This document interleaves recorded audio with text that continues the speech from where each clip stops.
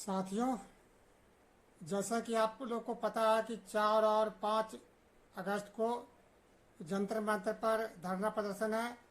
इसके लिए बहुत से यूट्यूब पर या न्यूज में अफवाहें आ रहे हैं कि ये धरना प्रदर्शन स्थगित हो गया है। इस पे हम आपको बता रहे हैं और कॉमरेड अशोक रावत जी भी आपको जो बताए हैं उस पर हम सुनवा रहे हैं। ये योजना जो हम लोग को है धरना प्रदर्शन का, ये कैंसिल नहीं हुआ।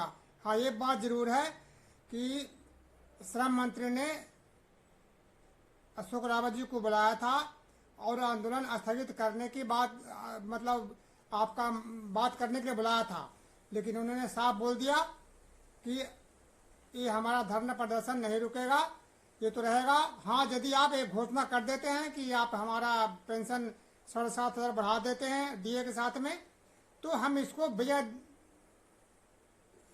आंदोलन के रूप में मनाएंगे।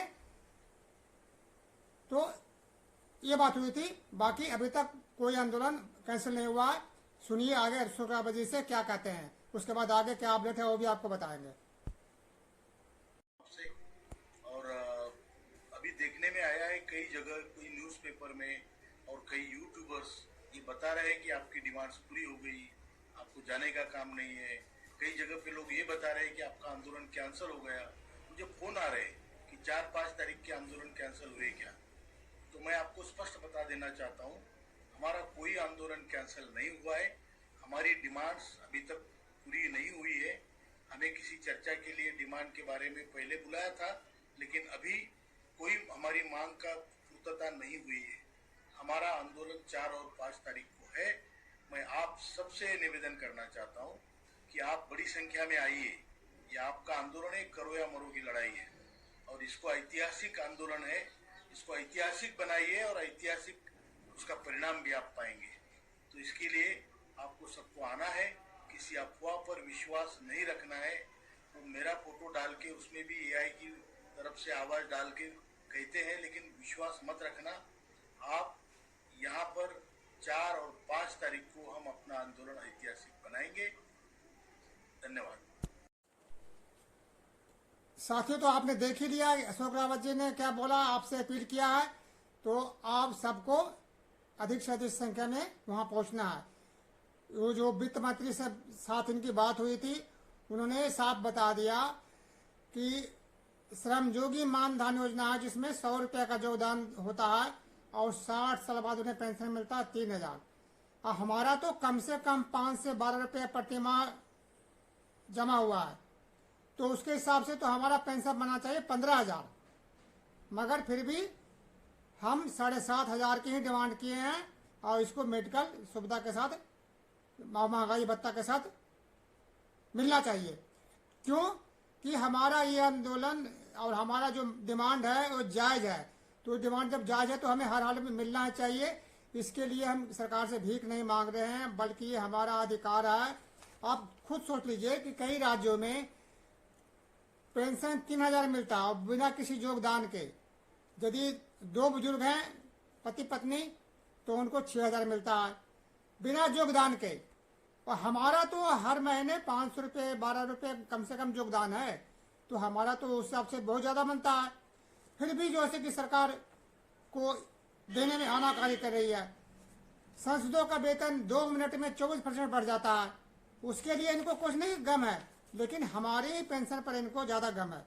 तो दोस्तों, हमारी आंदोलन जायज इसलिए भी है कि अभी की बात कर रहा हूँ कि वृद्धावस्था चुनौती और अवसर पर संकल्प फाउंडेशन ने अपना एक अध्ययन रिपोर्ट दिया है। उसमें नीति आयोग, मानवाधिकार आयोग और सामाजिक न्याय एवं अधिकारिता मंत्रालय ने भी साझेदारी किया है। तो उस रिपोर्ट क्या कहता है वो भी सुन लीजिए। उस रिपोर्ट के अनुसार भारतीय बुजुर्ग स्वास्थ्य संबंधी और सुरक्षा की साये में जी रहे हैं। कम से कम तो 6.5% बुजुर्गों की अभावग्रस्त जिंदगी के कारण अपना भोजन की मात्रा कम कर दिया। 5.6% बुजुर्गों ने कई बार भूखे रहने की उसको नौबत आई है।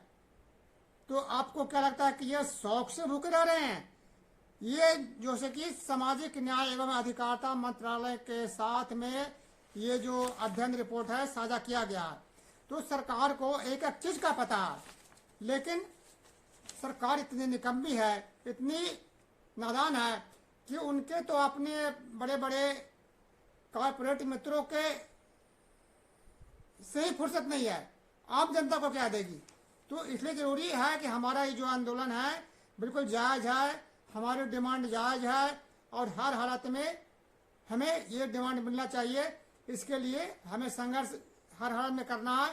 और कुछ सरकार या उसके कुछ समर्थक या जो लोग हैं जो इस तरह के अफवाह फैलाते हैं कि आंदोलन स्थगित हो गया या दिल्ली आने की जरूरत नहीं है, समझौता हो गया, कोई बात नहीं, दिल्ली तो हम आएंगे।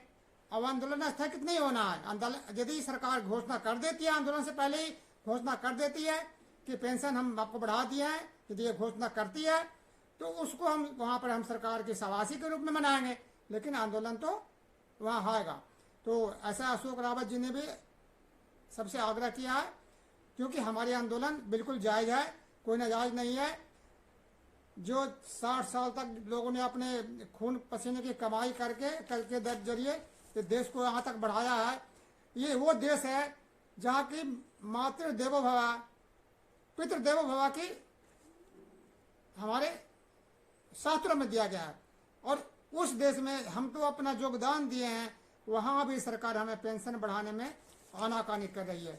इतना जो आप चकचौंध जिंदगी जी रहे हैं, जो पार्लियामेंट में बैठ करके, जो एसी में बैठ करके जो वहाँ भाषण देते हैं, सोचने की बात है ये कौन बनाया है? ये कामगारों का ही देन है, उनके पसीने खून पसीने से बना हुआ है। तो ऐसी स्थिति में 7,500 रुपया प्लस उसको महंगाई भत्ता के साथ जोड़ने के लिए वो डिमांड कर रहे हैं। तो कोई डिमांड कोई गलत नहीं है, बिल्कुल सही है। और सरकार को ये डिमांड को पूरा करना ही पड़ेगा और इसके लिए संघर्ष के लिए आप सबको तैयार होना है और अधिक से अधिक कोशिश करिए कि आप सब लोग जंतर मंतर पर पहुंचिए। दोस्तों, वीडियो यदि आगे को अधिक से अधिक लोगों को तक पहुंचाइए ताकि सभी तक बातें पहुंच सके और आगे बढ़ाइए। जय हिंद।